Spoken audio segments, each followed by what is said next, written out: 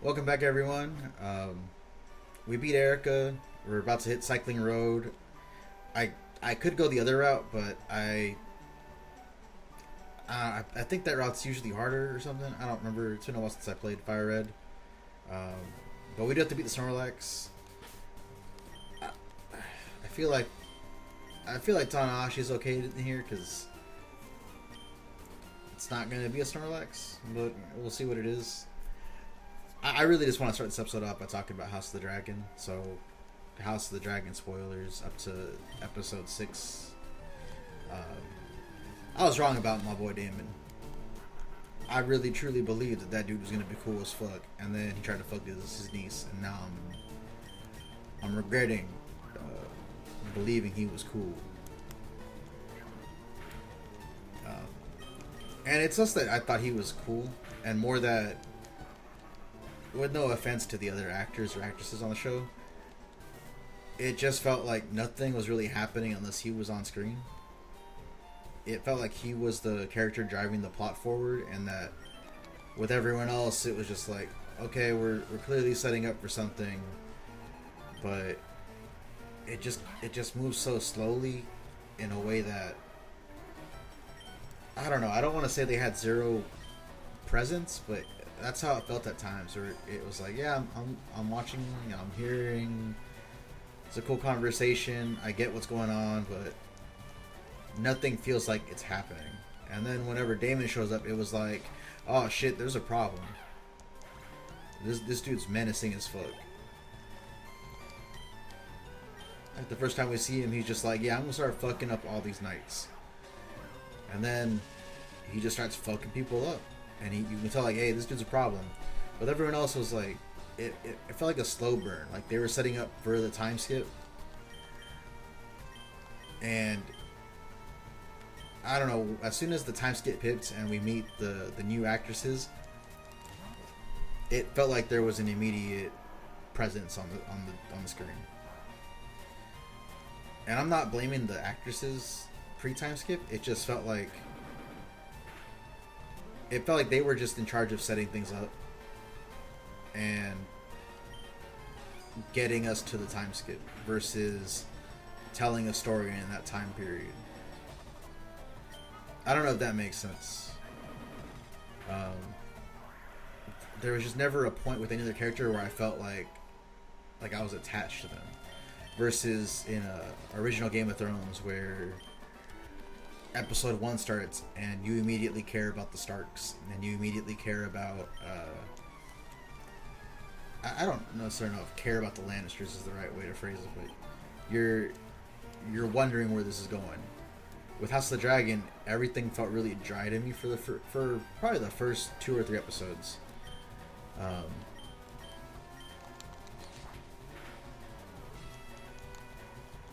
And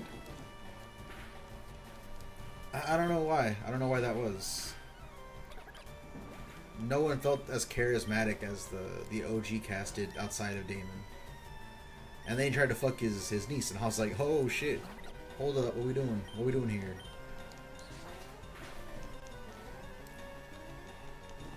And I can't really blame the cast for that. I don't know, it just, oh fuck, that's a burn. Oh, we're getting you out of there.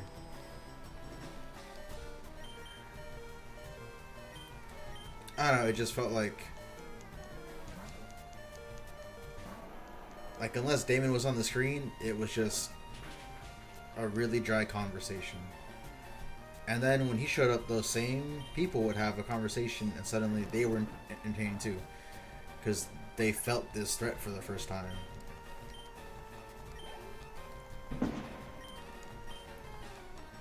I guess Otto was kind of cool because you felt like, all right, this dude's clearly up to some shit, but at the same time, I don't know. It felt like he had one good scene where he was like, I'm gonna pimp out my daughter. And then he just never really reached that level of being a dick again. Until the time skip. I don't know, it just, I don't know how to describe it. You know, I never felt attached or invested in the characters outside of Damon until the time skip hit. And then suddenly things started happening and the plot really kicked in, and I was like, oh, now everyone's exciting, entertaining. Like homie Kristen, I think his name is the knight. He was super bland, and then he beats the fuck out of the one knight, and suddenly I was like, oh, now he's got some edge to him. There's a character there that isn't just the vanilla love interest. And then I was like, all right, cool. Now he's going somewhere. And then time skip, and it's like, yeah, bro, homie's life kind of sucks. Like, he was in love with homegirl. She hooked up with someone else. Had his kids in secret. Was married to some other dude. And you're just kind of there. Like, there's a character there now. Before it was just like, oh, yeah, the king is gonna marry me away. I wonder who's gonna marry me away to. And then here's like Prince Charming motherfucker. Like, he just had no character up until he got rejected, and then I was like, damn, now you're relatable, bro. Now you're relatable, you know.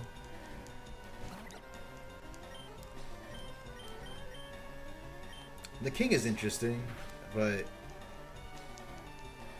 at the same time, I feel like we haven't really seen him come into conflict with anything. Like, his whole deal is just like, yeah, I really wanted a son, and I killed my wife, and then I feel like we never really see him deal with that. Like, you see him cry, kind of, where he's like alone, and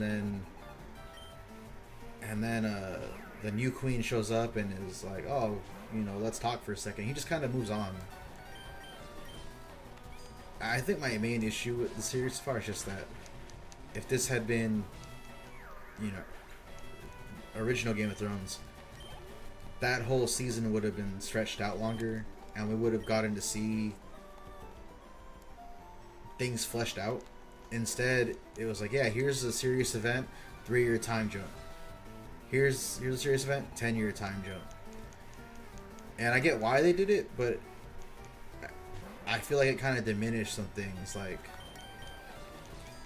we see Daemon head off to start this war with this Crab King, and then instead of getting episodes where we're seeing, you know, how he handles this war, or how the Crab King is causing these issues, it's just like, yeah, here's a 3-year time jump, and then the battle ends. And I don't know, I just felt like, oh, that was kind of lame, because the Crab King had a cool design. I thought he was gonna do more, and then instead we just kind of gloss over that entire conflict. And I don't need 3 seasons dedicated to that conflict, but it would have been cool to have had one episode that was just the battle, and then showing how powerful the Crab King was, and showing what exactly was causing these issues, or showing Daemon start to lose the war, and have other people like, hey, can you reach out to your brother, the king? And he's just like, nah, I got this, I'm Daemon. And then maybe the next episode we could skip to the battle. Instead, it just got glossed over. Like, we see Daemon do a charge, get hit by an arrow, and then he's like, oh, I'm out. 3 years later, oh, we're losing the war. Your brother's soldiers are here. And then, like, he beat the shit out of one of the soldiers, and nothing ever came of it. There are no repercussions for that. Like, no one pulled him off. No one was like, hey, we delivered this letter to your brother about our help, and then he fucking killed our captain. Like, no repercussions for that? That was weird. That was fucking weird to me. It felt like they were rushing everything to get to the time jump, and I don't understand why that was. I feel like you could have had an entire season pre-time jump where you're fleshing things out and giving these characters some room to breathe. Instead, it just felt like everything was building up to this time jump, so it kind of didn't matter until then.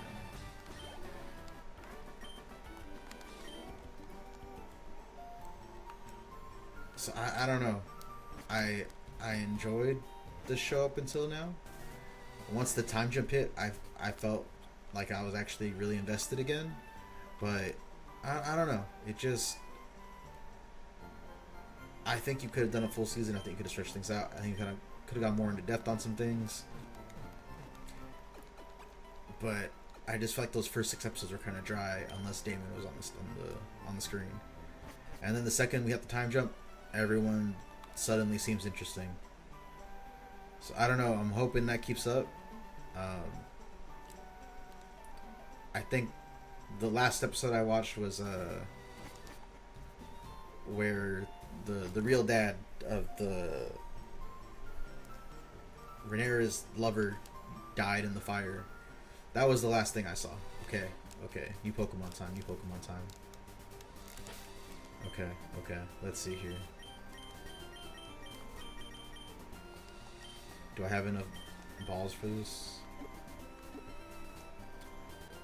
Okay, we're Gucci. Let's see what it's gonna be. I mean, I guess it's cool, you know. That's a pretty rough level though. Dragon Fire, I can't really. It's just break and pray.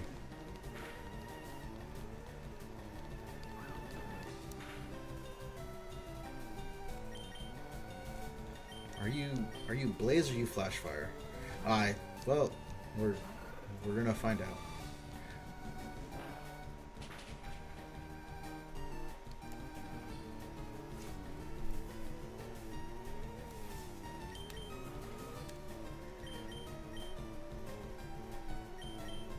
I think Cornelius is the safest switch in here, right?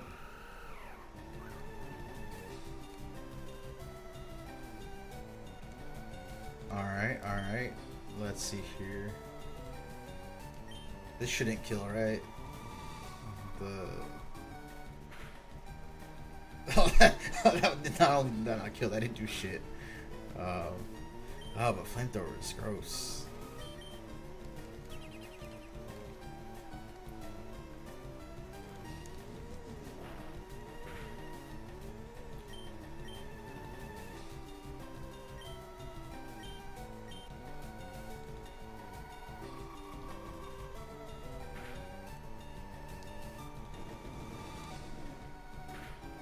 Flamethrower is going kind of hard. I feel like I should heal first. Would Timer Ball be the best ball to use here? It's been a couple turns at this point.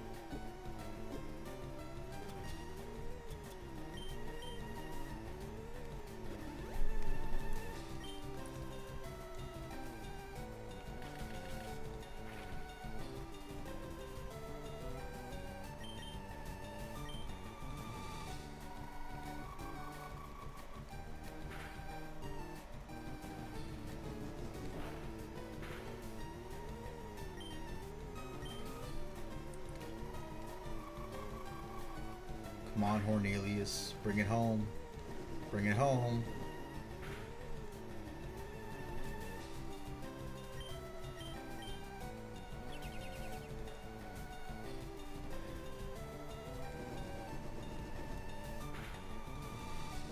Oh, fuck. Do I have any full restores? I don't think I do, right? Just one full restore, bro. Oh no, not this way.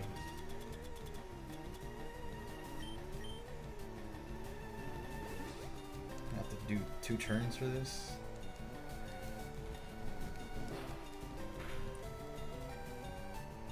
Was that all the ancient powers? That was all of them, right?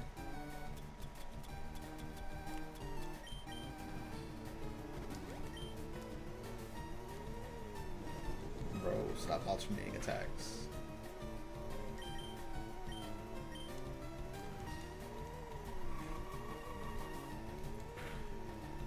Okay, I think I just gotta start throwing balls now, right?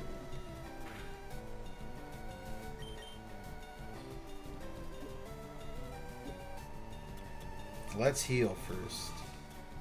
Because I think light screen finishes up next turn, right?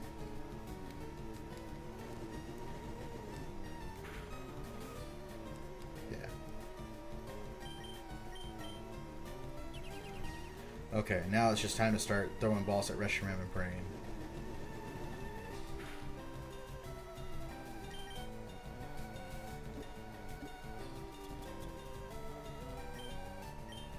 Is there like a certain amount of turns that Timer Ball becomes the most effective at?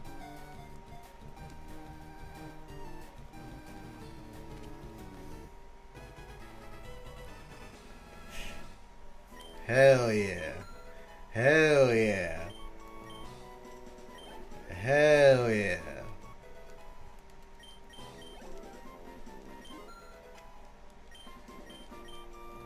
Hell yeah.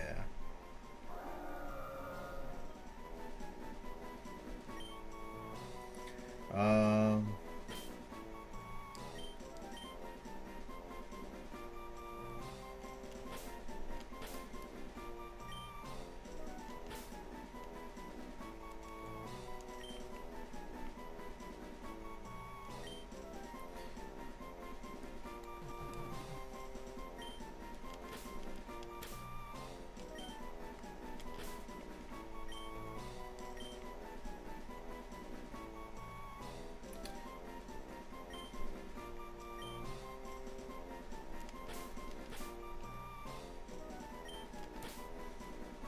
naming him after the GOAT. This is Big Match John. Okay, we gotta go heal up. That was not what I expected. I feel like the team is in such a good spot right now. Between the landers we picked up in Celadon and now the Reshiram. Oh, damn. I feel like there's not a doubt in my mind that we make it to the Elite Four. The issue is that when I get to Elite Four, I'm only going to have 6 Pokemon. And we only get the 1 attempt because of the Metagross rule. Or the starter rule, rather.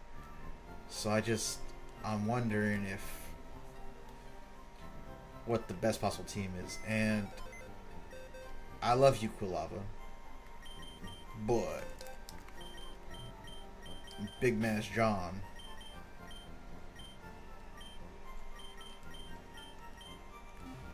Part of me feels like I shouldn't be putting Reshiram in the party. Like I should be saving it for later and not risking it right now. But bro, look at this party. Look at this party. Admittedly, Tanahashi probably shouldn't be here. I should probably have a dark Pokemon in that place, but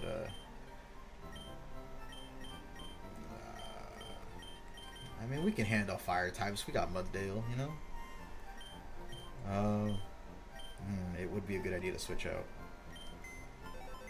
Do I have any water Pokemon? That'd be appreciated, right? No. I don't know. Cause that's rough. We're gonna roll with it though. Okay, so anyways, moving on from Game of Thrones talk. Worlds just finished. Pokemon Worlds. That was really entertaining. I look forward to it every year. I really want to compete in Worlds, but here's my issue. I don't want to say I'm one of those Karen followers, you know, who's only going to use his favorites, but I don't know what it is. There's a part of me that just struggles to use a meta Pokemon if I'm not a fan of it. Like, there is zero reason that I shouldn't just play a team that has like Goldengo or something like what's it called, Fluttermane, but I don't like those Pokemon for some reason, and then I don't want to play them on my team, even though like Fluttermane was the best Pokemon for at least one form or regulation. You know, multiple regulations, like it was the best Pokemon, and I just didn't want to use it, so I was always like, yeah, I don't really feel like playing because every match is the same. Every match is me against a Fluttermane, and because I'm not running a Fluttermane, I'm dying pretty bad, you know. And that's no one's fault except my own. And the same thing happens with like Goldengo. And okay, here's my issue with Goldengo. Since I was a child, since I was 5 years old. Let's say 6, just to be fair. You know, Pokemon's been a part of my life, and it's always been like, oh, 150. Oh man, people were always talking like, oh yeah, well, Pokemon 1000 is gonna be this, Pokemon 1000 is gonna be that. Years of my life, decades of my life, dedicated to this idea of of how cool Pokemon number 1000 would be. And then we get it, and it's the fucking cinnamon toast apple mascot. Like, what the fuck? This cheese stick looking fucker? That's Pokemon 1000? I hate Goldango. I hate Goldango out of principle.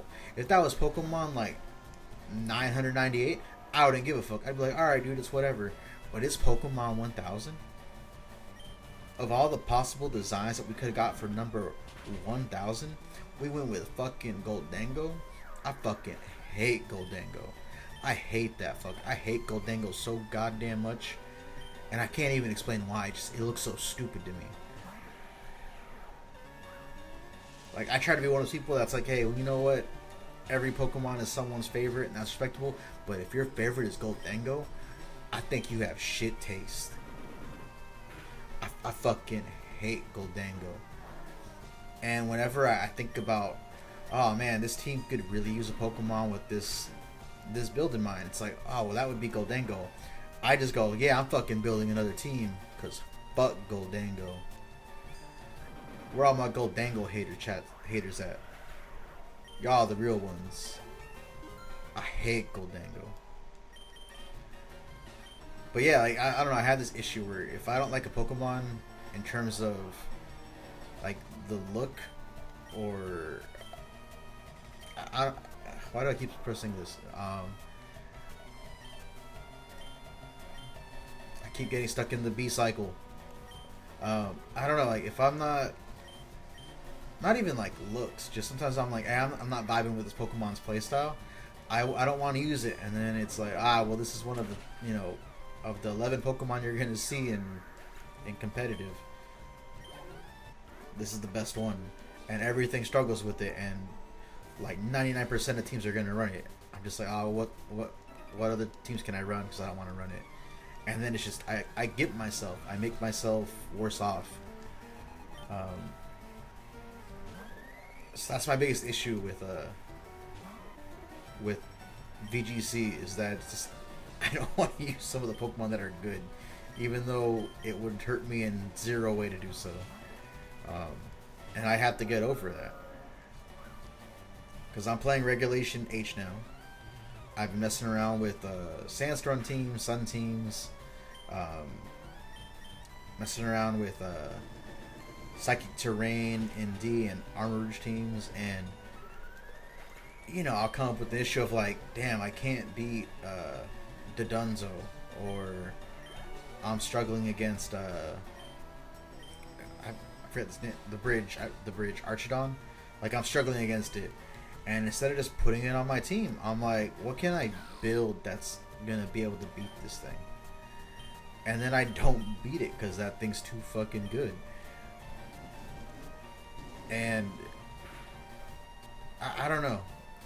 There's just a part of me that's like, I don't want to play with this Pokemon. I want to have the team that beats this Pokemon.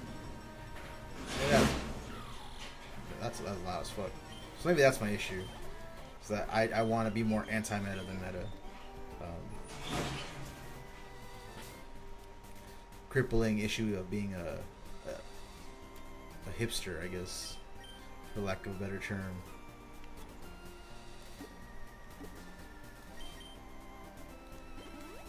But anyways, Worlds was cool. I feel like I'm kind of alone on this issue, but I wish that Worlds VGC and Worlds TCG were on different days. Not like different events, you know, but like I don't know how you could implement it. Maybe making TCG all day Friday and Saturday morning, and then doing a VGC Saturday afternoon and all day Sunday. And it's not that I think like one event is lesser than the other. It's that I want to watch both, but they're on at the same time against each other, and I'm interested in both. If I were to, you know, stop complaining about Goldango and actually compete, I would like to do both. But that option isn't there, and it's like, I like card games. I like the VGC. I'd like to play both in a competitive manner, but it's like I don't know. Like the idea of me getting to Worlds is already a big leap, but I would like to know that if I was good at both, I wouldn't have to choose between one or the other. And as a spectator, I would like to watch both without having to pick one or the other. But I don't know. Maybe I'm alone on that. And I'm sure I understand that if I was competing, I wouldn't want it to be like, oh, my entire event is squished into 2 days versus 3. And even then, again, that third day is just, the championships, or the finals rather. But still, I understand that giving it those 3 days helps space it out. But from a spectator viewpoint, I really wish they were kind of separate so I could watch both. And I don't remember if this happened last year, but Worlds is like on the same day as a major Yu-Gi-Oh event. In this case, it's YCS Sacramento. Originally, I was going to go to that, and then some financial issues came up, so I didn't. Which sucks, because I really did want to play in the Time Wizard stuff, but sometimes we just aren't in control of being charged $540 for our credential. But it is what it is. I'm not salty about it. I'm a little salty about it. But yeah, I didn't get to go. Had fun, watching it, or at least watching what I could, because again, it was up against VGC and TCG.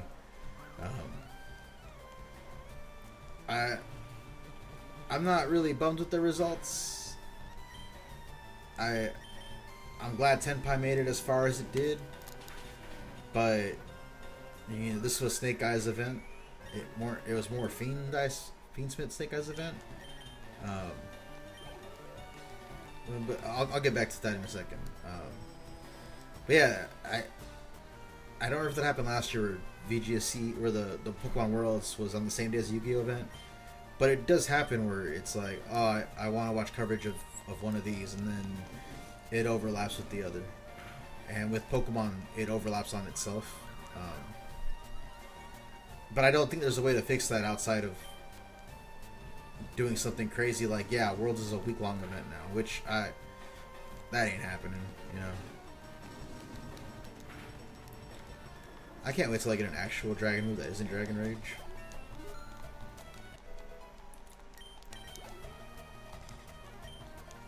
Panpour. But yeah, like I didn't get to see much of TCG as a result. I want to get into it ideally next month, now that this season is over, and I don't really know how the Pokemon TCG works in terms of ban list or anything, but I really want to get into it.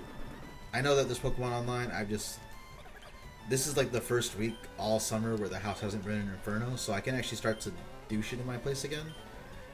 So I think this week I'll do some stuff with Pokemon TCG and One Piece. I think One Piece also had an event this weekend, which I just didn't keep up with because I haven't checked out One Piece, but I plan on playing that too. I got my Alestrals pack. Let me stop, change the subject, get back to the TCG. But yeah, TCG was cool. The whole homie jerking it on camera or whatever.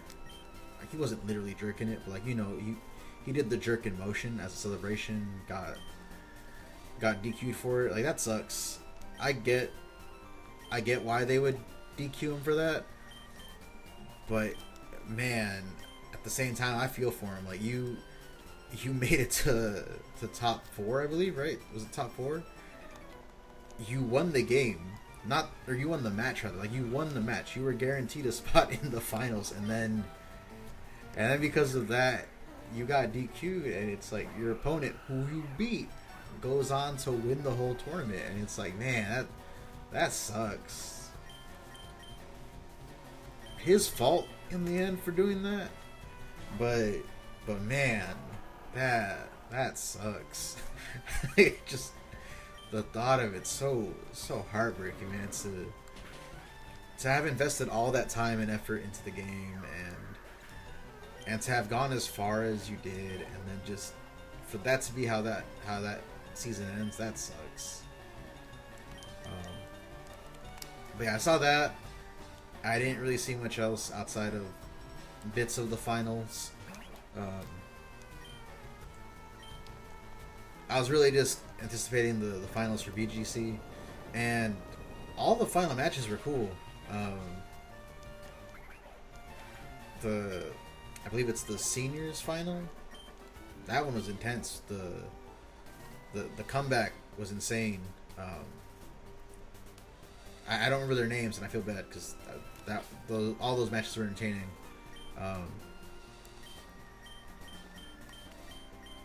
I really liked the Pokemon Regulation G because Ogerpon is available, and I like Ogerpon, but I just didn't have the time to think about playing much last year, or last format, Regulation, whatever you want to call it.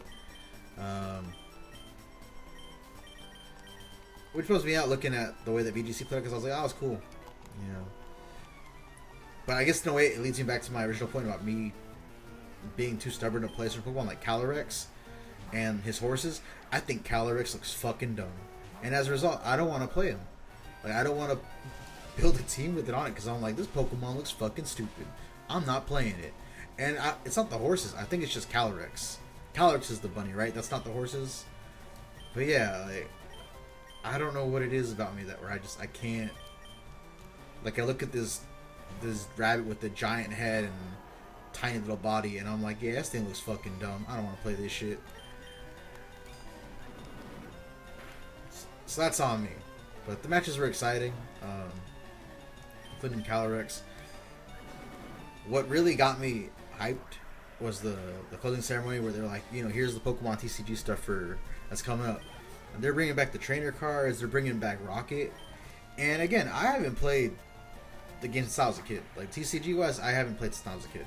And when I say play as a kid, I mean, like, I collected the cards and I didn't know how to play, but me and my friends thought we knew how to play. But seeing the return of Rocket and trainer cards is really cool. I'm interested in trying out the Pokemon Go, or not Pokemon Go, but the Pokemon TCG app, Pocket. That looks cool. Seems like an easy way to get introduced to the game. I couldn't get into Duel Links on the Yu-Gi-Oh side of things, just because I'm so used to the proper TCG that I couldn't get into Duel Links. It just felt weird to me.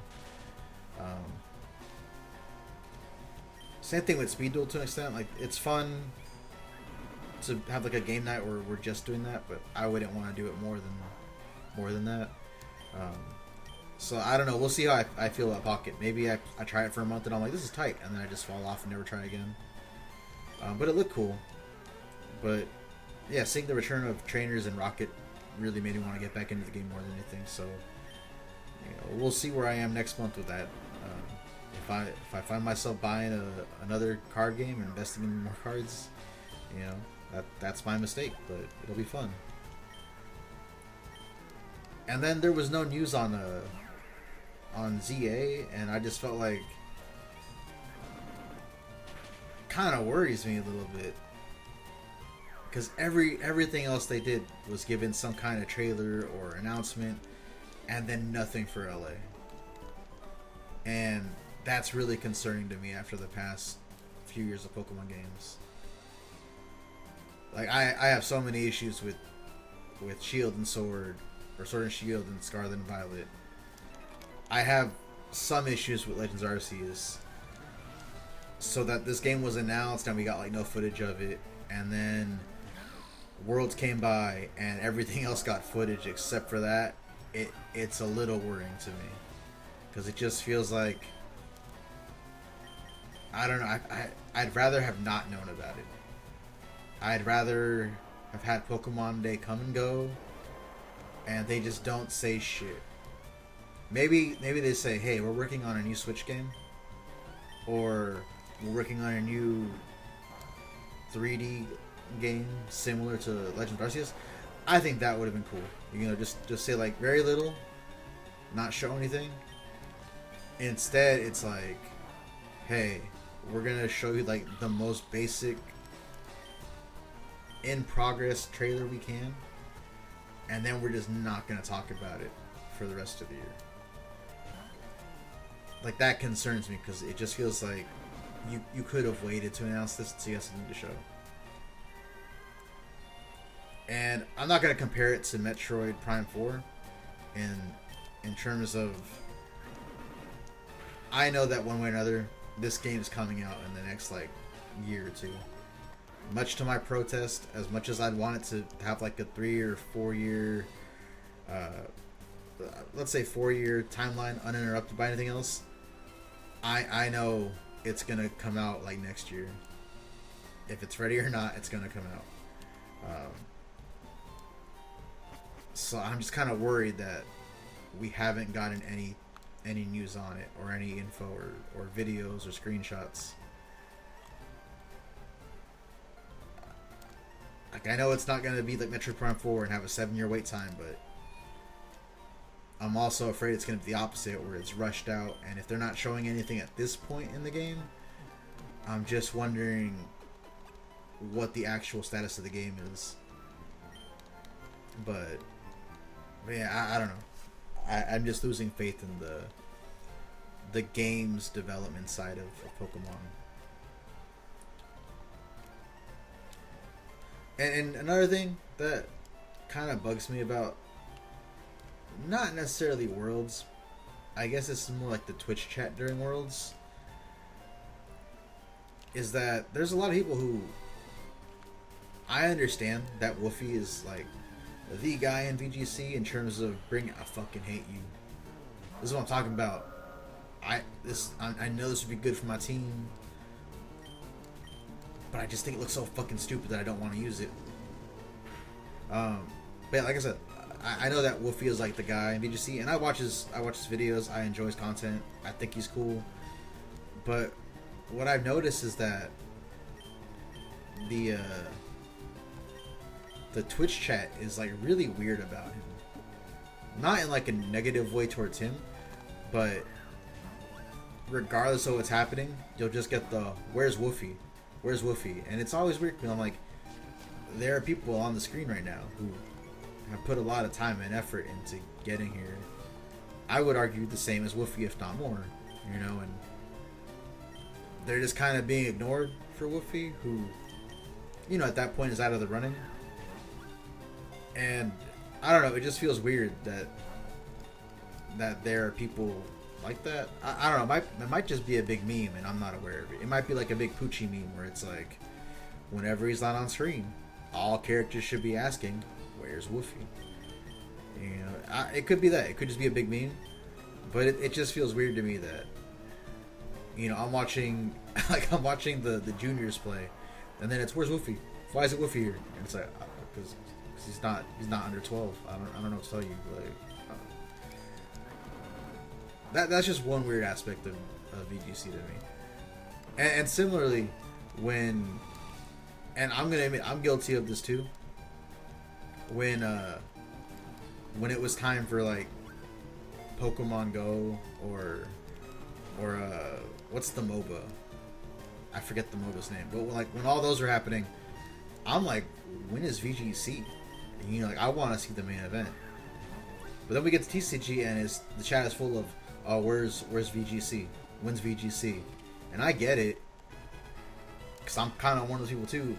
But it's like, I don't know. Can't you just watch the card game that's happening now? Like, can't you just watch the people that have put in the work to get here? Dragon Breath. I'm gonna get rid of Imprison.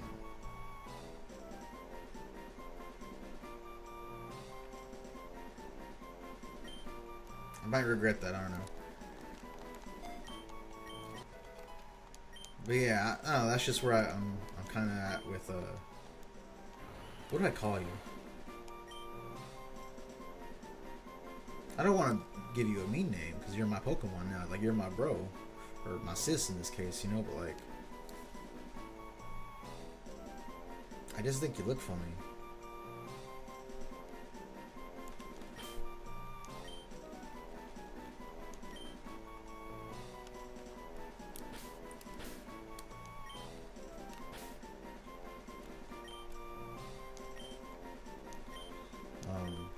shouts out to my boys, the Giants, for winning the final ever Bay Bridge series. Crazy that the A's are leaving Oakland, but I should talk about the Giants because that's the whole fucking shit show. But we'll get there. We'll get there. But yeah, that's my world's thoughts. Just I don't know. It just feels weird that people focus on people that aren't on screen, or that they'll focus on people that on a game that isn't happening at the moment. Because like I don't care about Pokemon Go. I don't care about the MOBA. But if I'm watching that stream, like I'm gonna understand. Hey, the VGC is later. It's at the end of this. I don't get the point of showing up just to be like, when's this happening? When's this happening? When there's a schedule, I could very easily look up and find out. Oh, it's happening at this time. Yeah, I don't know. But on to the YCS. Yeah. It is what it is, you know. Snake Eyes won like I thought it would. I wish I had gotten to go, but you know, just couldn't do it. Maybe if it had been more than a month's warning, I probably could have had some extra saved up, but some shit popped up. I guess it really doesn't matter what floor we're on for the Safari Zone.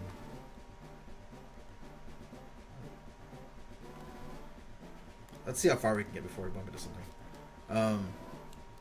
But yeah, I don't know. This whole event, I was just kind of over it.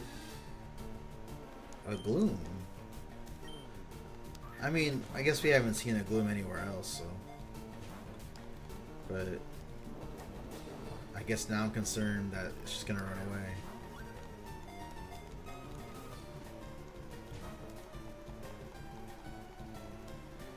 I don't want to throw a rock at you, bro.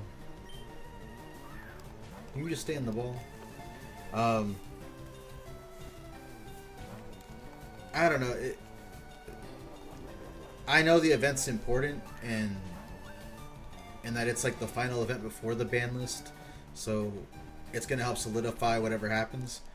But it just feels like we've been in this format for so long. I'm gonna name you Biopuma Blossom. I don't know if I can get to a Blossom, which is the thing. For right now, though, I'm gonna call you Drooler.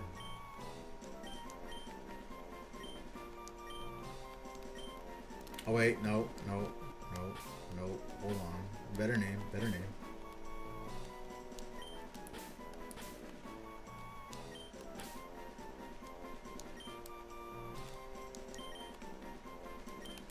There we go.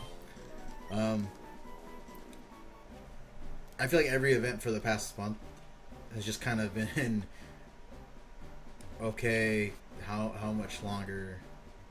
How much longer until the ban list? And we know it was going to be late August, but it just felt like, yeah, can we just get like an emergency ban list? Could have had Hydreigon. We could have had Hydreigon.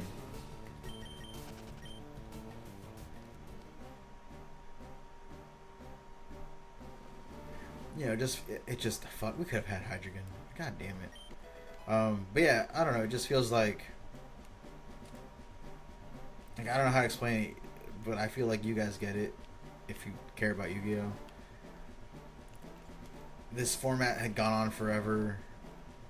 I was ready for it to end, and every event just felt like, yeah, dude, it's Snake Eyes. Yeah, it's gonna be Fiendsmith. And I mean, Tenpai won the event last week or 2 weeks ago? So I mean, I could be wrong. We could have had a fucking Rillaboom, bro.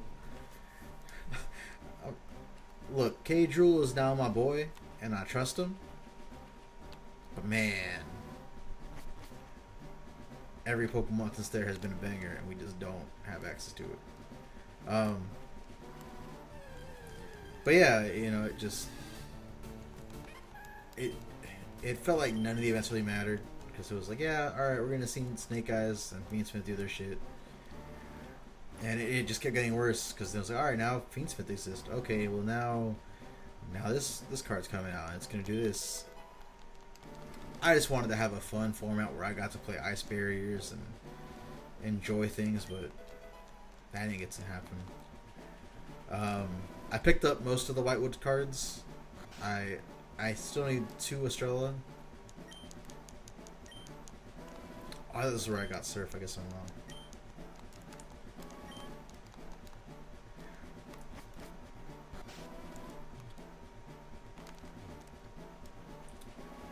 Oh wait, no, I need Surf, right? I don't remember. I don't remember how to get. Oh shit, this could be an issue. We'll figure it out. We'll figure it out.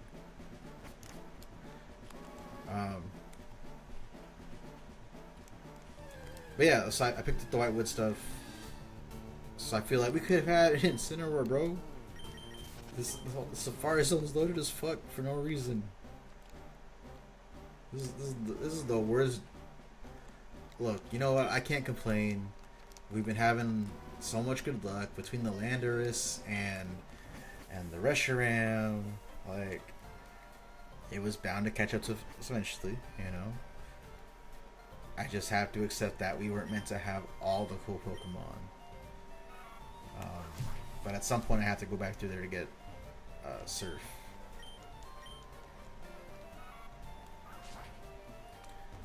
What do I want to do here? I don't want to challenge Koga yet. I want to clear out the other route too and catch another Pokemon at least. I'm healed though, right? Yeah. I don't know. I've been over this format for a while. I've discussed it in previous episodes. You know, we went from Tears to Cash to Rescue Ace to or was it the opposite way? Was it Tears, Rescue Ace, then Cash? Well, you know what I mean. We went from all that shit into Snake Eyes, and I don't know. Vaporeon, that's a questionable Pokemon. So that is. All right, Big Man's John, hit this with the Dragon Range. But yeah, I'm excited for this format to be over. I feel like you have to have a nuke of a ban list. I'm talking, you have to hit Appaloosa, you have to hit IP, you have to hit Original Sinful, you have to hit Flamberg, you have to hit Closed Moon. I think you have to hit Ural, like you have to hit the U-Build to continue a spell. You have to hit the Tenpai field. Like you have to hit a lot, and that's just to fix the current issues of the format, like the current meta decks. That's ignoring what you're gonna leave unchecked in terms of previous decks.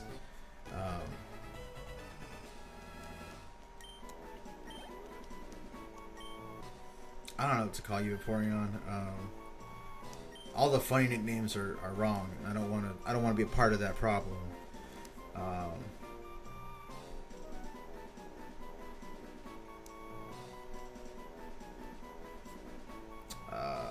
What's a cool name for Vaporeon?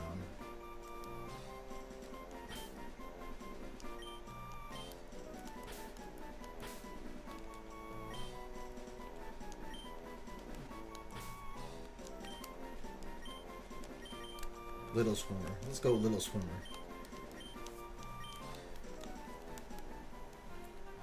Oh, we have a water Pokemon now. Oh shit. Hold on. I feel like I should take Scizor out for the Vaporeon. Truthfully, I feel like Longboy is the one who should be in the box, but he's my HM user, so I kind of need him in the party. But yeah, like you need to hit a lot, and then you have like why the fuck is Protos unbanned? Like what kind of decision was that? You know, but I'm looking forward to the ban list,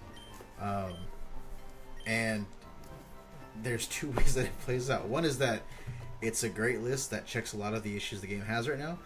2, it doesn't do nearly enough, and the game still is in this awkward state. And I feel like we're kind of stuck with the second. Just because of how new Fiendsmith is, like they're not gonna undercut the sales of Infinite Forbidden by hitting Fiendsmith. You know, I think they hit Closed Moon. Why'd I go back there? I needed Vaporeon. I wanted Vaporeon. Brain fart moment, you know. And the thing is, even if you hit a lot of the issues in Snake Eyes, Fiendsmith gets to those same issues. So it feels like we're trading one problematic engine for the next. But I don't know. I guess the argument can be made that Snake Eyes is a deck and Fiendsmith is just an engine. But yeah, I don't know. I'm just worried that this isn't gonna do enough. But I'm being optimistic about it. And I don't know, there's a lot I want to test in Yu-Gi-Oh! There's a lot I want to try to get ready with it, but I'm looking at the Azamina cards and I'm like, okay, well, I think it'd be cool to build that with Whitewood. But I keep looking at Diabella and I'm like, or Diabella Star rather, and I'll say, are you gonna be banned? Are you gonna be limited, semi-limited? What about Wanted? I find it hard to build a deck to test, knowing the deck might not exist in like a week's time. So it just feels that for the next week, I don't think about Yu-Gi-Oh, I guess. Cause I'm a Zenta. That's crazy. That's insane is what that is. I don't know how I'm ever gonna deal with Zama Zenta. But yeah, so that's kind of where I'm at with Yu-Gi-Oh. I'm very excited about what's going to happen in the next week or two. But until then, I'm just kind of at a standstill with the game where I just can't really do anything with it. You know, I don't want to invest time and effort into building a deck that I'm just not going to get the chance to play. You know, it'd be cool if Konami just gave us an actual date for the ban list. Like if they were like, oh, it's going to be August 23rd. And alright, cool. You know, August 23rd, I know that's the day that I start caring about Yu-Gi-Oh! Again. But onto Elestrals. Okay, so I got my first order of Shattered Stars. And for those that don't know, Elestrals has this like subscription service where you pay $15 a month, get 3 packs, and it's like, I want to say it's like 7 cards. I think it's like 8 cards that are just the same in each pack, but then you get one that's like a special rare to that set. We're fine, but so at the end of last month, I thought that I had accidentally canceled my subscription. So I was like, well, you know, I'm gonna up my subscription anyway, so let me reorder my subscription, but buff it up to 3 orders of the set. I didn't accidentally cancel my first order, so I ended up having an extra set. So I had 4 orders worth of them, but the other 3 shipped out today, while the first got to me already. And I pulled the card I want. I forget its name, Celestial, I think. The full art or the shattered glass art. So I was cool with that, happy about that. Cause I'm pretty sure that's the deck I'm gonna be building heading into this next format. But I still have like 9 more packs on the way for Shattered Stars alone. I ordered a box of Daybreak that's going to be coming alongside with them. So I'm excited to see what I get. And I'm getting the starter deck too, so I'm getting a lot of Elestrals in the next week. But yeah, I accidentally ended up with an extra set of 3. Which in a way I guess was good because I got the one card that I wanted more than anything out of that pack. Again, I'm looking forward to where Elestrals goes. My issue with it remains the same though, in that the events are catered towards East Coast time zone, and I'm not East Coast time zone. You know, and my weekends are for sleeping, so it does suck having to wake up at 7 if I want to compete, and it's once a month. So like last month I missed it. I fell asleep. I fell back to sleep. So you know, I missed out on the monthly tournament, and I was like, man, that sucked. I wanted to enter. I had my Earth Celestial deck ready to go. water gun, right? But it'll be fun. Now that the YCS is over, I'm sure my friends will have some time to test Celestials instead of Yu-Gi-Oh. So that it'll be fun to hop back into things, and there's a lot of hoping to open with the box, but I'll do a video for that and some profiles on that later. I finally got the third Morphoros, so I got to upload that video.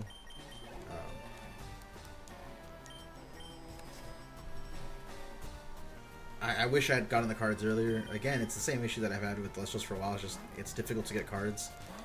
So a profile that I wanted to do like 3 weeks ago just wasn't possible because I couldn't get the card in time. So I'm hoping that improves. The sellers that I've worked with on the Celestials Discord and on eBay, they've all been really great. Like, my stuff has been I don't think I've ordered a single card that took more than 5 days to get here, which is great. But I just wish there was a place where I could go and it's like, hey, we have every card in stock. Just pick it from the list. Because right now there isn't, right? Like, for that Abominable form, I was checking every day on the Discord marketplace just for a copy. I was checking every day on eBay for a copy, and luckily some people reached out and were like, hey, I have one if you want. But there was a good like 3 weeks where I was looking for that card. So I'm hoping that more locals start to stock it up here in my area.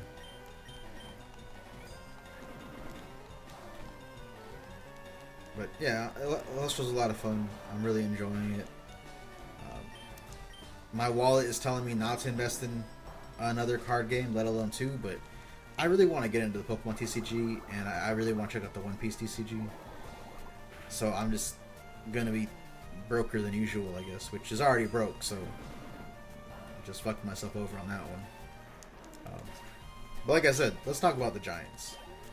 Bro, it is hard to be a Giants fan right now. And keep in mind, I'm never going to switch up on that team. They're my team. They've been my team since I was a child. But man, what the fuck, dude? Like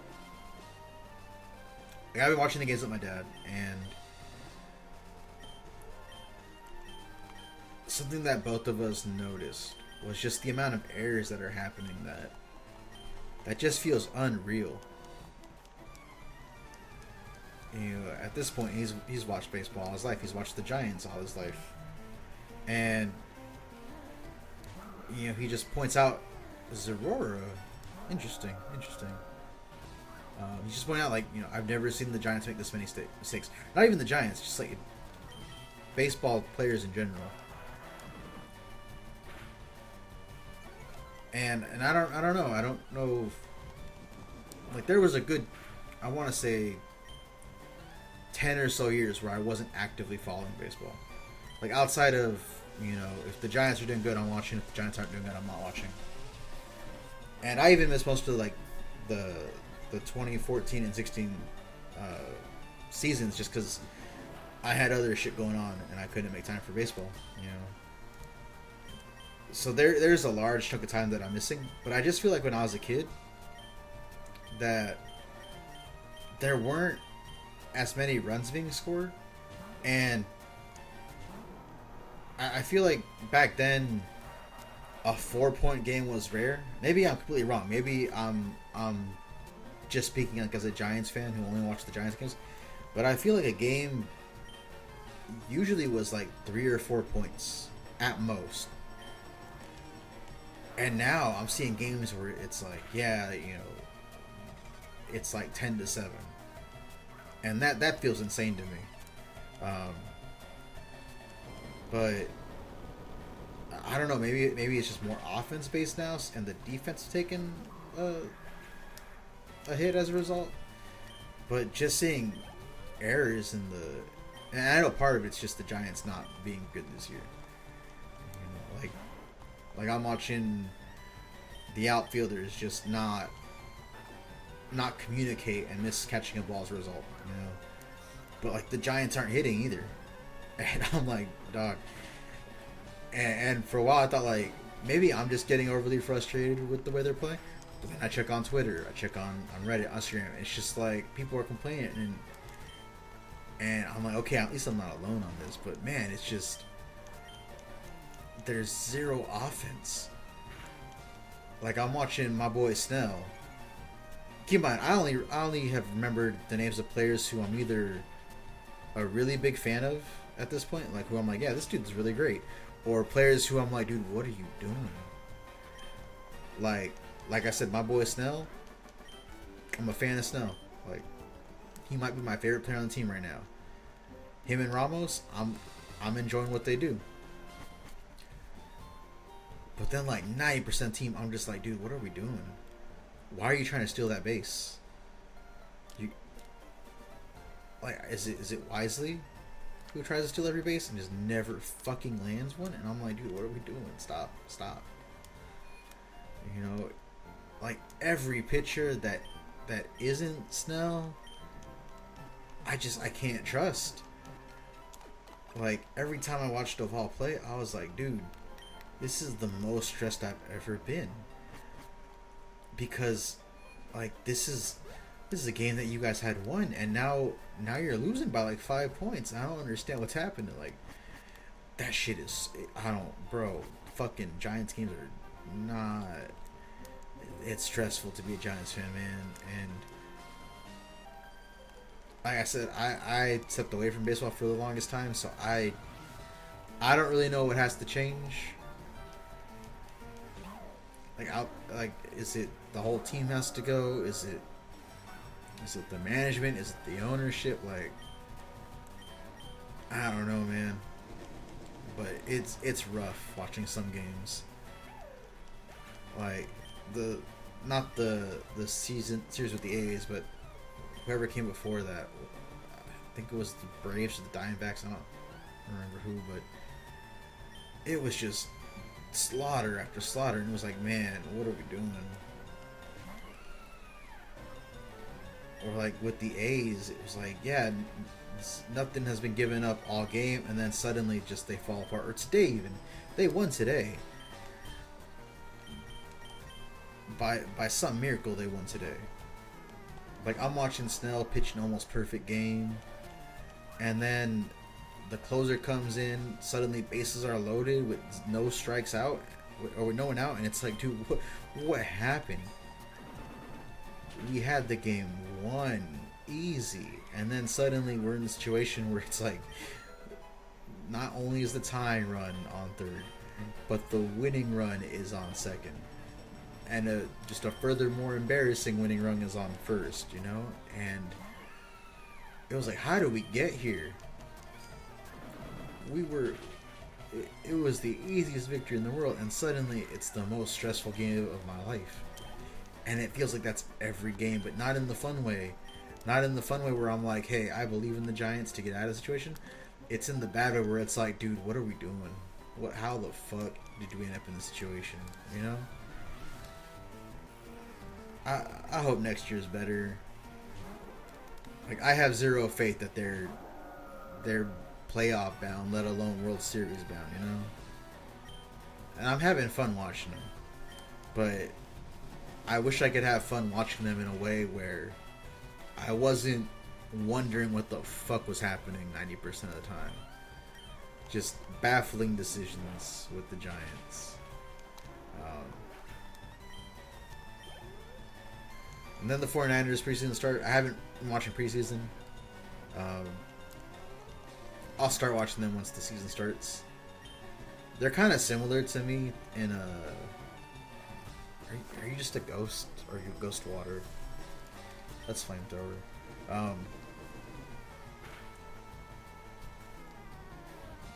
What bugs me about the 49ers is just that I feel like at this point I've seen multiple almost, you know, like multiple times where it's like, oh, they almost won the Super Bowl. And they just don't. And I'm just like, I just want to see it in my lifetime. They technically won when I was like 2 years old, you know, but I don't fucking remember that shit. I can claim it happened in my lifetime, but I wasn't conscious for that. I gotta get you some experience. Gotta go heal up too. But yeah, it just that part of me dies every time the Niners get to the Super Bowl and lose. And I mean, I guess I should be happy because, yeah, some teams they don't get to go to the Super Bowl. Some fan bases just never get to experience that moment. I've gotten to experience it a few times, and then I just immediately am like, oh, okay, well, fuck me, I guess. You know, have my hopes up for this season. We'll see how it goes, but you know, I'm just not really paying attention to the preseason. But yeah, it can be real stressful to be an SF sports fan sometimes. I hope next year's better.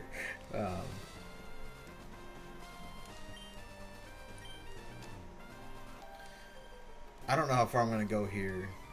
I feel like I just wipe out this part of the route and then leave the rest for later, but what's stopping me from just taking out the route in general?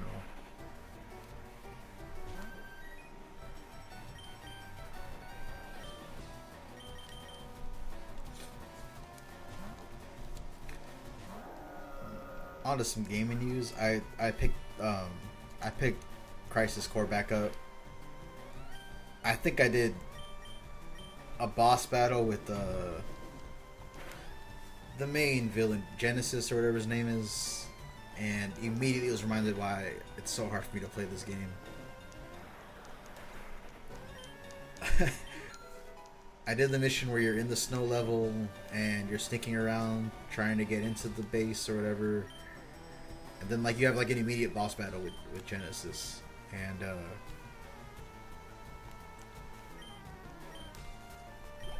just like 30 seconds in, the dialogue was just, man, I immediately checked out. And then as soon as I finished that boss battle, I was like, alright, I'm putting this away for now because that was too much. It just felt like I got thrown into a Hot Topic, you know, a 2004 Hot Topic, and I was just like, no, I can't do this to myself. I don't know, man. I know I could just look up the game on YouTube and then get to its rebirth, but I just have the stupidest sense of pride in having to beat the game. Maybe I never get to rebirth. Maybe this is just like, you know, maybe I fucked myself here. I don't know. It's finally starting to cool down again though, so I can finally get back to Yakuza one of these nights. The issue that I have with Yakuza is that when it's time to play, when I have the free time to play the game, it's like 10 o'clock. And then I gotta be asleep, or I gotta be in bed at least by midnight. You know? If I'm playing Yakuza, I'm getting invested in the story, and then it's like a 4-hour run through, you know? Like, I'm not finishing that run until like midnight or 2 a.m. or beyond midnight, you know? And it's like, I'm afraid to play because I'm like, I need my sleep. I need to be able to sleep, and I'm not going to do that if I'm playing Yakuza. So, my time to play that game is really plummeted with the summer being over. Or with summer vacation being over, at least. It's always funny starting in a new place and just seeing how different the kids are from school to school. Like, I taught in a more predominantly white area in my first year teaching, and no offense to the kids, their kids are great, but you know, there's just this difference in attitude and funding, and I felt like the school didn't really appreciate what it had. They had this great band room, they had great new instruments, but it just felt like admin didn't really understand how fortunate they were, and they kept trying to like take things from me in certain areas, and it was a mess where it was like, you know, I come from a lower income area. I come from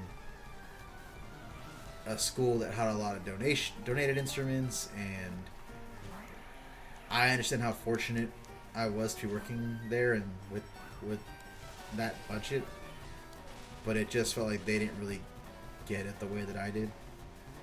Um, then I taught with at an elementary for a year, and that was a lot of fun. I really enjoyed getting to work with those kids, um, and principal was great. You know, vice principal was great, but I don't think they really understood, you know, my vision for the program, which was like, I'm trying to build musicians for the high school, and it very much felt like that whole area wanted to go, oh, we want like pageantry, we want to put on musicals, and it was like, but that's not what I'm trying to do. Do I get rid of Zen Headbutt? I feel like I get rid of Zen Headbutt, right? I hope I don't regret that. And I mean that like in no offense to the people that I was working with, because they were great, but you know, as elementary music teachers and as middle school teachers, your goal is to be the feeder schools and to be the feeder programs into the high school. Your goal is to get as many of those kids as possible to fall in love with music and to want to continue it as they go.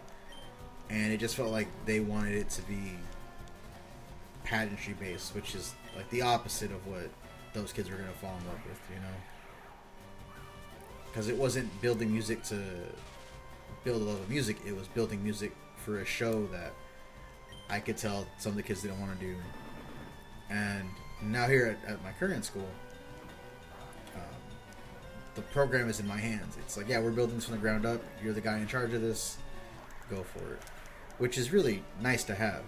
A little scary at times, but it's cool to work with these kids in this area, in the city that I grew up in.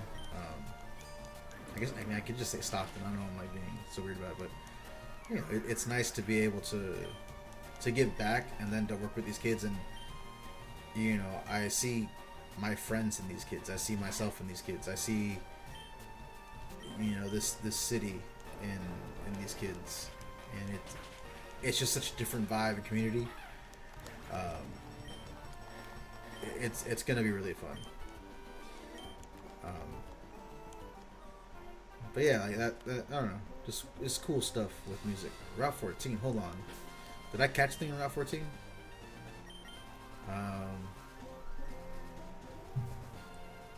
No, I didn't, right? Let me see. Where's my bag? Where's my map?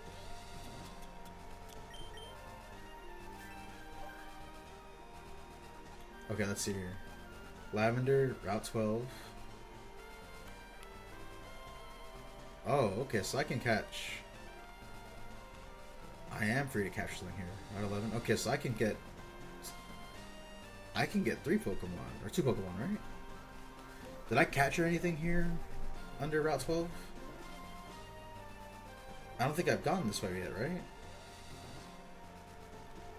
So I can capture 3 new Pokemon? Question mark. Let's head back to the Pokemon Center real quick and do some maths. I need to see if there's anything from there from Route 12. But yeah, like I'm really excited about working with this area. It's just, it kills my Yakuza time, man. Like having to be in bed by a decent time, that's rough, man. I'm a night owl. I very easily end up on a bad schedule of, oh, it's 4 a.m. time to go to sleep. You know, I can't do that when I'm in the school year. That first week of school is always rough because it's like, all right, time to go from going to sleep at 3 a.m. waking up at like noon to, why did I leave? God damn it. To like, all right, gotta be up at 7 a.m. And I guess it's better now for me because the school I'm working at is like a 6-minute drive at most, whereas before it was like a 30-minute drive. So I can't complain about that, you know. The idea of waking up at, you know, 7:30 is beautiful.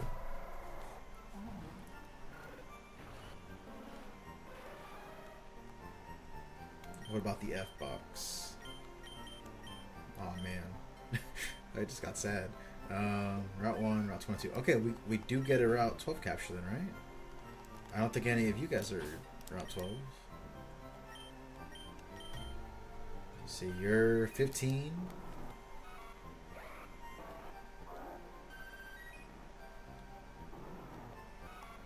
Yeah, okay, so we can capture another Pokemon on 14, 13, and 12. Okay, do I want to... Yeah, I mean, what's the harm in pushing on?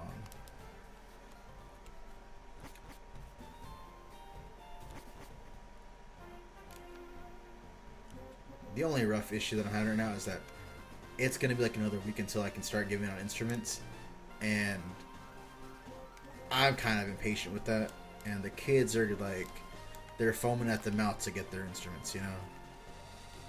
Can I just capture Pokemon without battling anyone?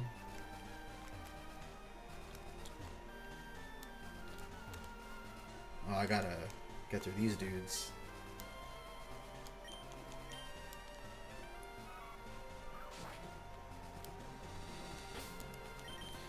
It's not that I'm afraid to battle these guys, it's just that I want to capture these Pokemon and kind of call it a night, you know?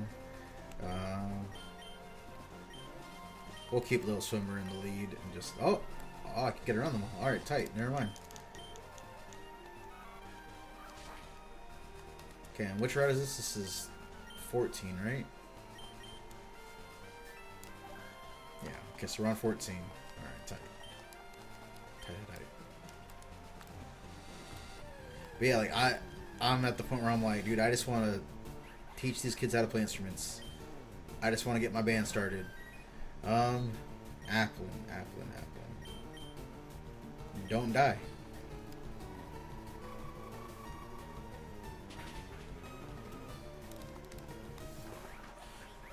That's what I said not to do, bro. Damn, that sucked. Alright, so we lose our Route 14 capture. I don't know why I didn't just switch into...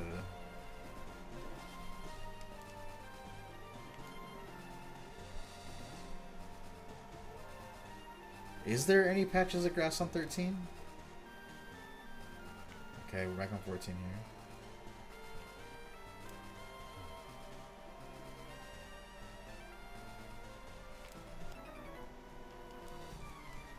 Bro, I'm looking at dude who's standing in the way between me and some Pokemon, bro.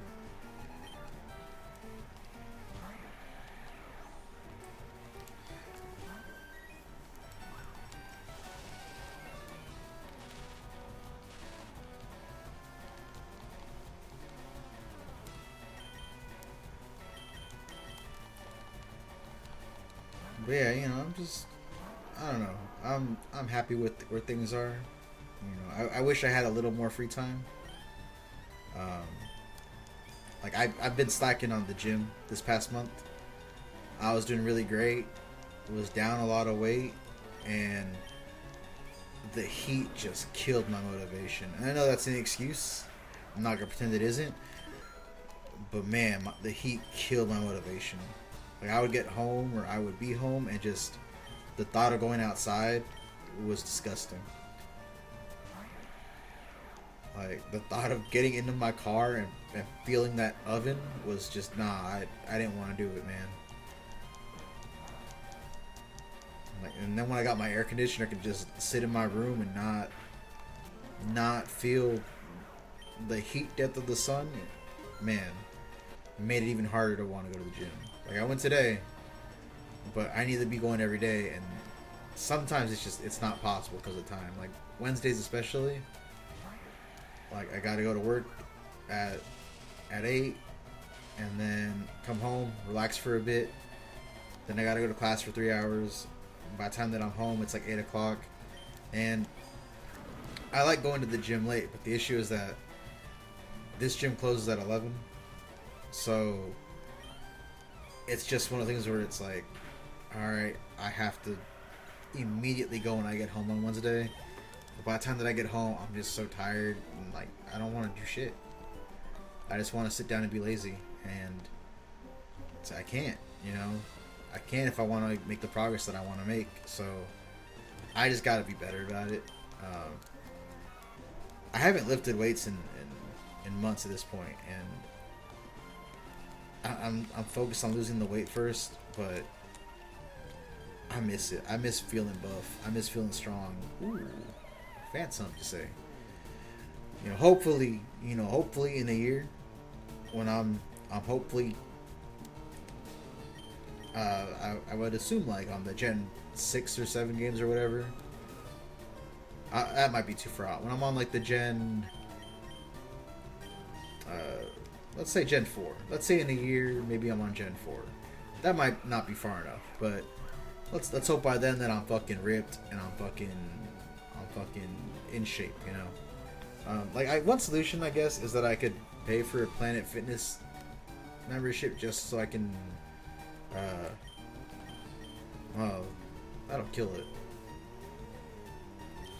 Just so that I can go do late night cardio. But then I gotta go to Planet Fitness. And I don't want to do that. You're my only option, little swimmer.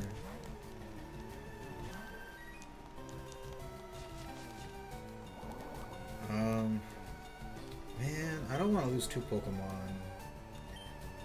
Let's just water gun and see how much it does. Okay, I think it has to be water gun. Okay, you did Ingrain and you did that. I'm worried. You know what? We gotta do Reshiram. We just gotta do Dragon Rage and pray that this thing's bulky. I don't know. I don't want to go back to Planet Fitness for anything. But it wouldn't be a bad idea, because another issue I have with the gym over here that I'm going to now is they close at 7 on the weekends, and sometimes I just don't want to go to the gym until it's like 9 p.m. I don't know. I like working out at night, and I don't have that option on the weekends. For some reason, like between the hours of like 12 to 8, I don't want to do shit. So I don't know. Maybe it wouldn't be a bad idea to get the Planet Fitness membership just for late night cardio. Why are you kicking out, bro? Just stay in the ball. Just stay in the ball. Make it easy. Join the champions team, bro. Like, you can look Big Match John in the face and disrespectfully kick out. I don't know. Maybe that's the move. Maybe that's the move, is to do late night cardio there. What's a good name for Phantom?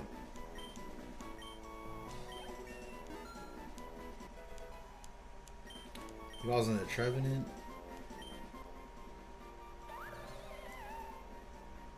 Oh, I got it.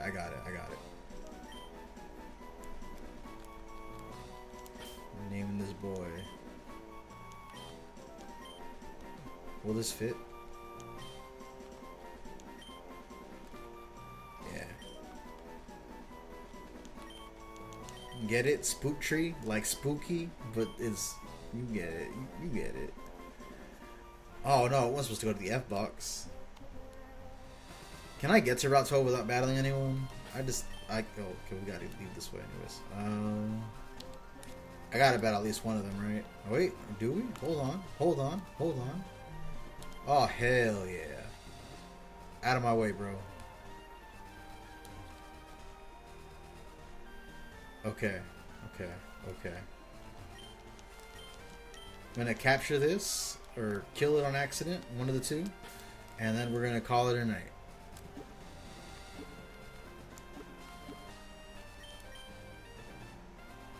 Everyone's healed. Cool.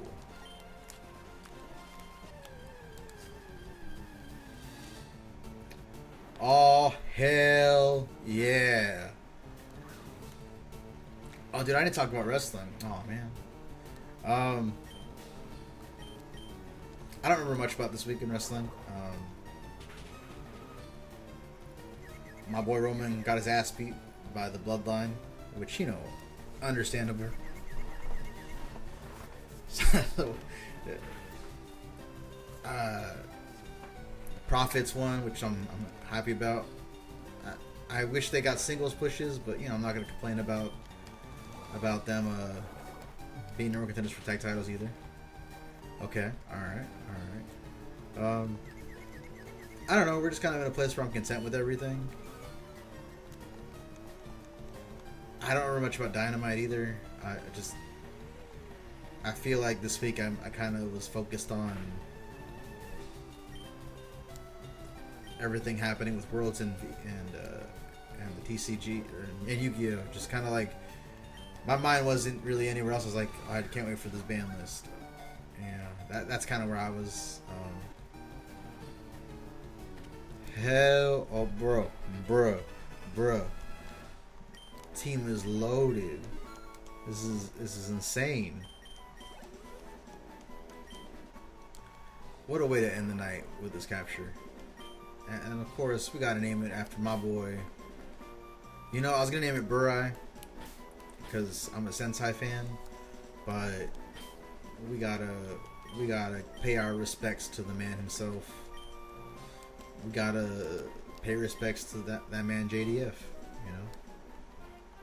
Okay, now let's get out of here. Can I successfully sneak past everyone here?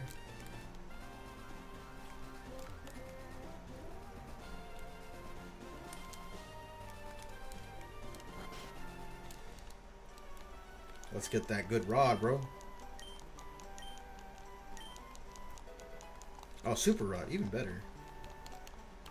Is there any places that I haven't captured? Because I know, like, Vermilion, I went fishing already, so I can't do it again. Or did I go fishing? I have to go back and watch. Okay, this Snorlax, or whatever it is going to be the final boss of tonight. I'm going to make sure Little Swimmer gets that XP.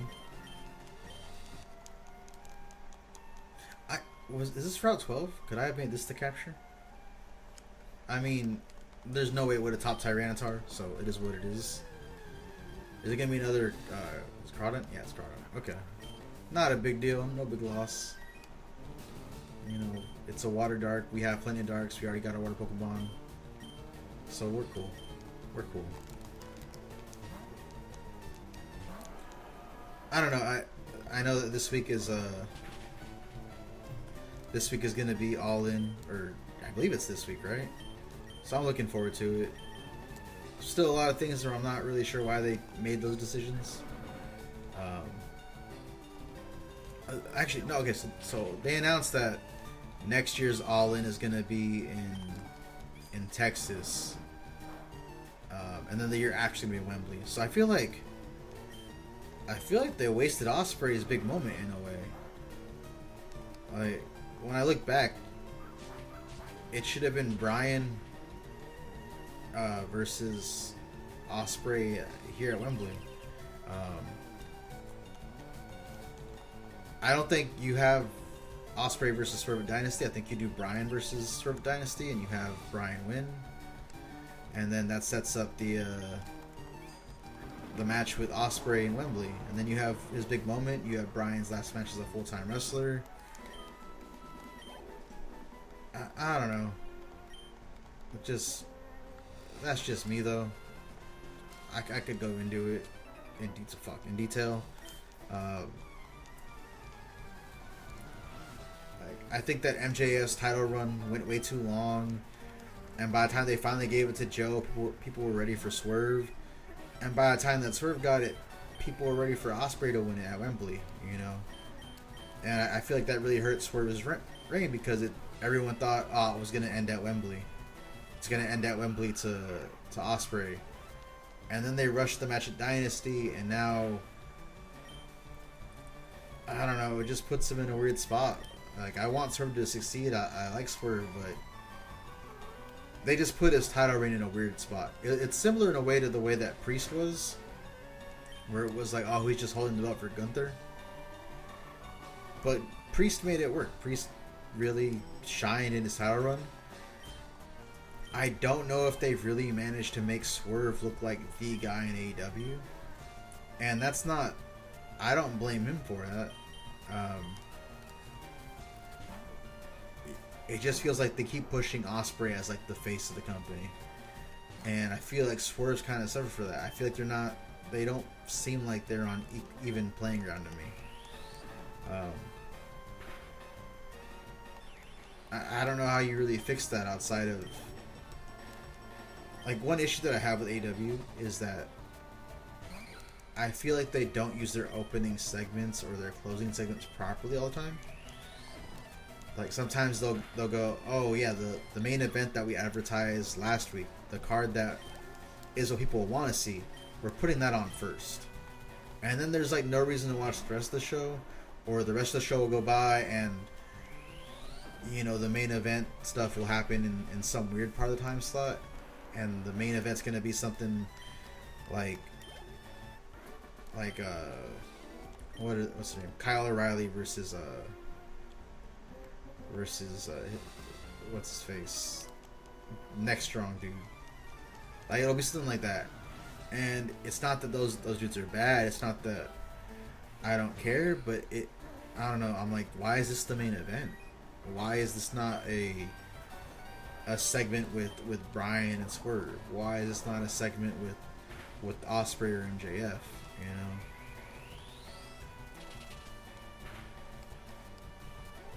I don't know. Sometimes it just feels like the order of things is weird, and it goes a long way in the presentation of the show. I get the idea of exciting opener. That's the match we announced last week or whatever. But sometimes it's like, no, you should have put this match on last because it's what people tuned in for. And then it gets followed up by something that no one necessarily cares for. You know, and it just hurts the flow of the show. To me, at least, and I'm sure to others, but I don't know.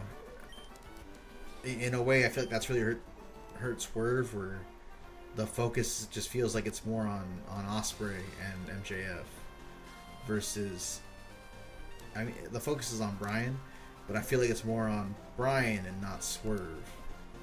You know, and just, I don't know how you really fix that at this state in the game.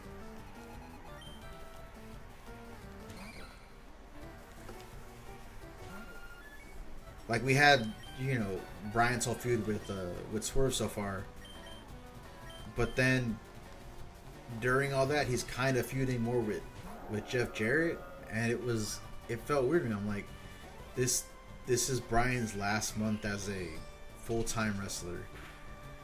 Instead of seeing him take on guys who we may never get a chance to see, we're spending this match on Jeff Jarrett for some reason.